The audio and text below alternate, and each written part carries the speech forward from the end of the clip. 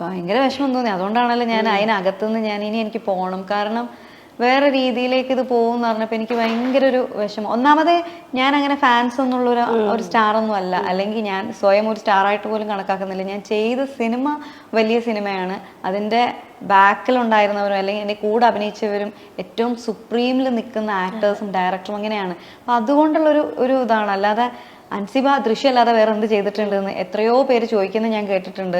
എത്രയോ പേര് എന്നെ അറിയാവുന്നവരടുത്ത് ചോദിച്ചിട്ടുണ്ട്. എനിക്ക് അറിയാവുന്ന ഒരു കാര്യമാണത്. അത് അവർ ചോദിച്ചില്ലെങ്കിൽ എനിക്കറിയാം. അപ്പോൾ അതെന്നെ പറഞ്ഞ് മനസ്സിലാക്കേണ്ട ആവശ്യമില്ല. അങ്ങനെയുള്ള ഞാൻ അതിനകത്ത് കയറിയിട്ട് ഇല്ലാത്ത ഒരു ചീത്തപ്പേര് കേൾക്കുക എന്നുള്ളതാണ് എൻ്റെ ഏറ്റവും വലിയ വിഷമം.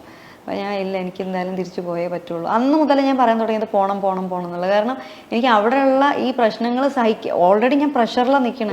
എൻ്റെ ലൈഫിൽ ആദ്യമായിട്ട് ഞാൻ ഇങ്ങനെയുള്ള കാര്യങ്ങൾ കാണുന്നത്, കേൾക്കുന്നത്, എക്സ്പീരിയൻസ് ചെയ്യണം. അതിൻ്റെ ഇടയിൽ ഇതും കൂടെ കേട്ടപ്പോൾ വേണ്ട ഇനി പോകണമെന്നായി.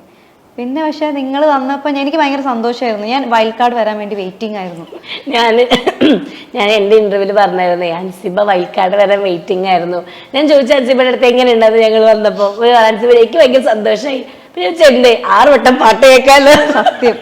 ഞാൻ എന്നിട്ട് ഋഷിയോട് ഇങ്ങനെ പറയായിരുന്നു. അപ്പൊ അതൊക്കെ വന്നിട്ടുണ്ടോന്നൊന്നും എനിക്കറിയില്ല.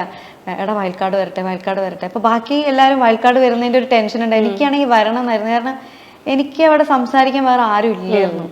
അപ്പോൾ അവർക്ക് എന്നെ പറ്റാത്തതുകൊണ്ടാണോ എനിക്ക് അത് അതിനകത്ത് നിന്നുള്ള കാര്യട്ടെ. ഇപ്പൊ എനിക്ക് അങ്ങനത്തെ സംഭവങ്ങളൊന്നും ഇല്ല. പക്ഷെ അതിനകത്ത് നിൽക്കുന്ന സമയത്ത് നമ്മളൊരു ഹോസ്റ്റലിൽ നിൽക്കുമ്പോൾ ഒരു കാര്യം ഉണ്ടല്ലോ, ചിലരെ നമുക്ക് സംസാരിക്കാനുണ്ടാവുള്ളൂ. അപ്പൊ എനിക്ക് വേറെ ആരും ഇല്ല. അപ്പൊ ഞാൻ ആഗ്രഹിച്ചിട്ടുണ്ട് എനിക്ക് സംസാരിക്കാൻ കുറച്ചു പേരെ കൂടെ കിട്ടിയിരുന്നെങ്കിൽ എന്നൊക്കെ.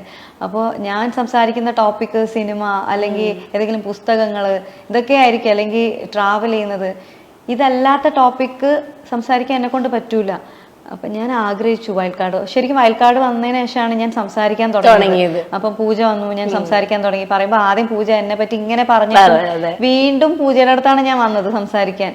അപ്പോൾ സിബിൻ വന്നു, സംസാരിക്കാൻ തുടങ്ങി. അഭിഷേക്, വേറൊരു അഭിഷേക്, 2 അഭിഷേകം ഉണ്ടായിരുന്നു.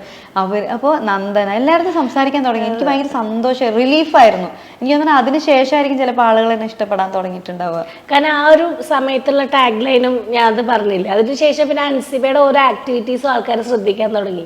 ആ ഒരു വൈൽഡ് കാർഡ് കഴിഞ്ഞ് പിന്നെ അതുകൊണ്ട് തന്നെ ആ ടൈം കഴിഞ്ഞിട്ടാണ് രാവിലെ എണീറ്റ് പാട്ട് പാടിയിട്ട് ഡാൻസ് കളിക്കാൻ വരുന്ന അൻസിബ.